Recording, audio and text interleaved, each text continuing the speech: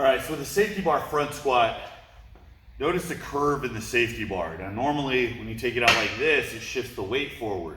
The weight being in front is what makes the safety bar difficult. It's what puts the load on your upper back. A front squat does the same thing. I found that a safety bar working set tends to be somewhere in between what a back squat and a front squat is, as far as the types of weights I can use.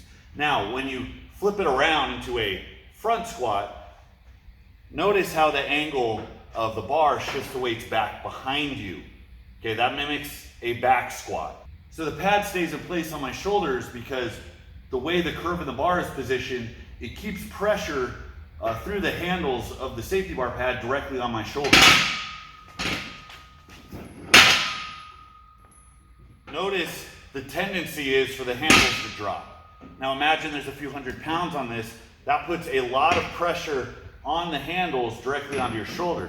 That means that the pinch point, that means that the main point of contact isn't going to be through your collarbone to the front, it's going to be on your shoulders shifted back. Now that may not seem like a dramatic difference, but those couple of inches are huge when it comes to optimizing your leverages.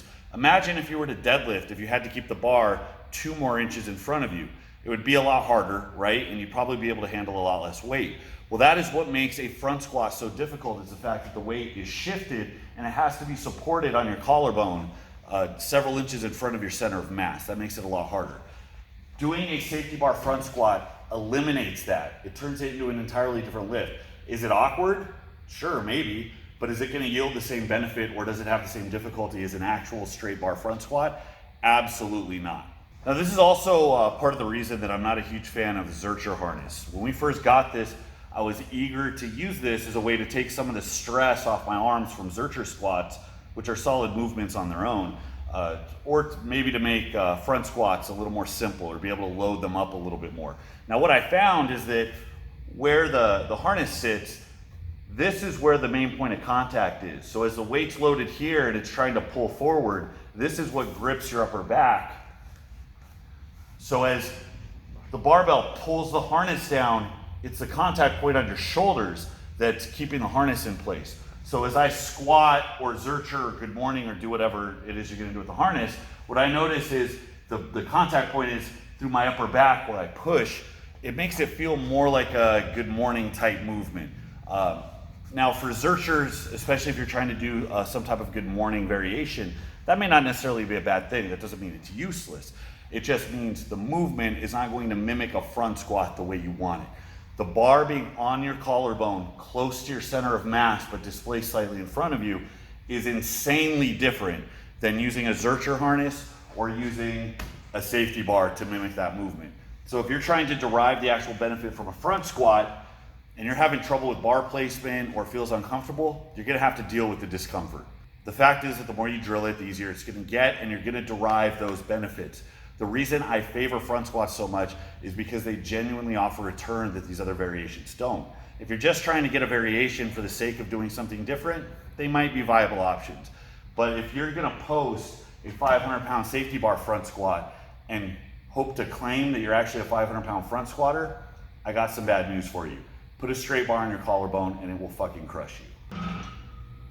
The Z press is probably one of the movement variations that I absolutely hate the most.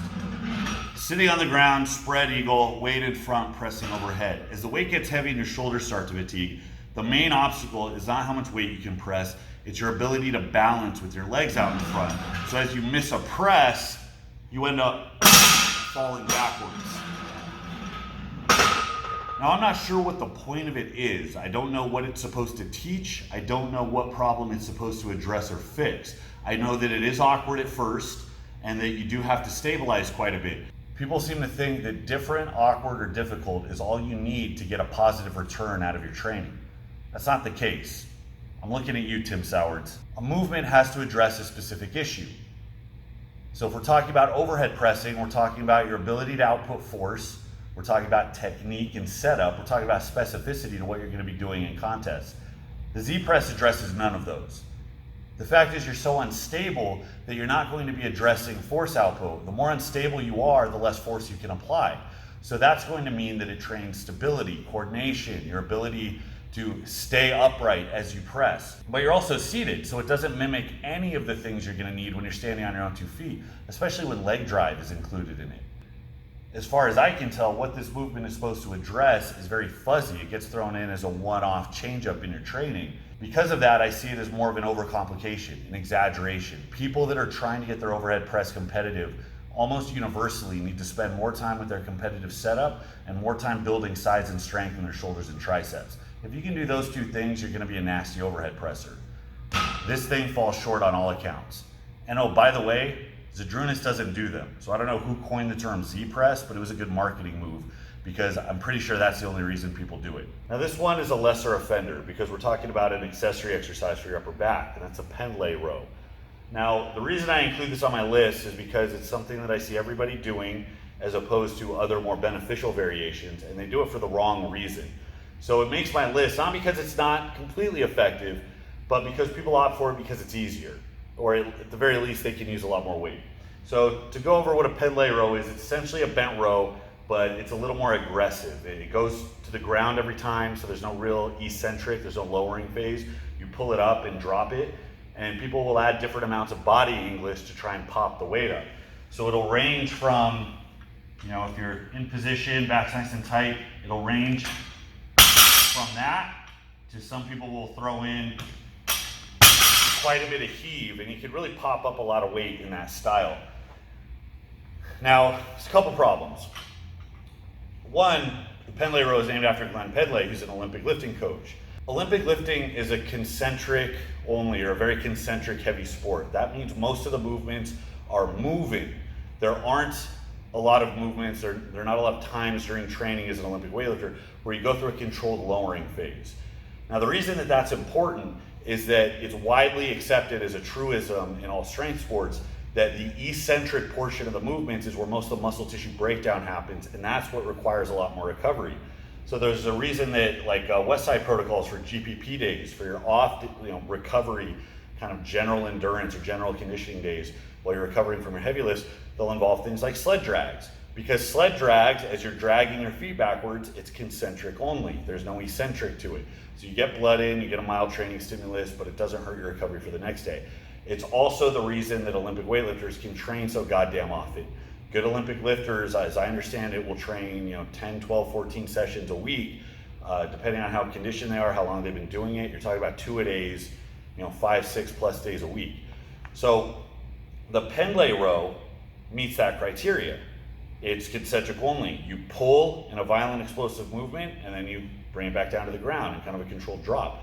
So my estimate of it is that it was developed as a way for Olympic lifters to strengthen their upper back without dealing with the fatigue and the soreness and the systemic beatdown that would happen by doing more truer controlled bent rows. So the entirety of the strength world globbed onto this, and now you see everybody doing their bent rows to the ground.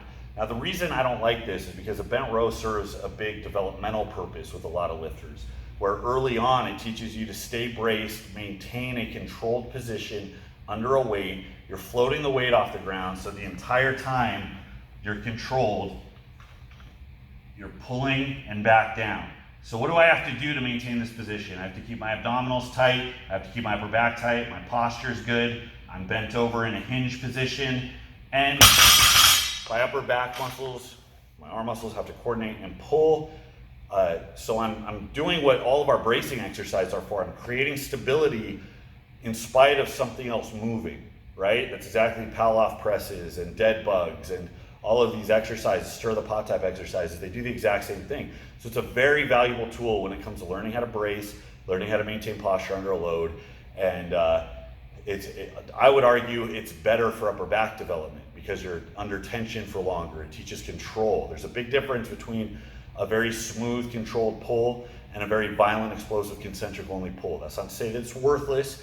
I just think especially for the beginners that are employing this, they have so much more to gain off strict, solid bent rows, especially when it comes to getting legitimate carryover to their deadlift. I think rate of injury is lower.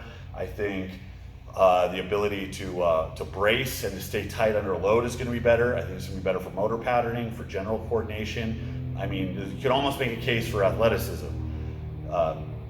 strict bent rows are fantastic exercises. Pendlay rows fall short.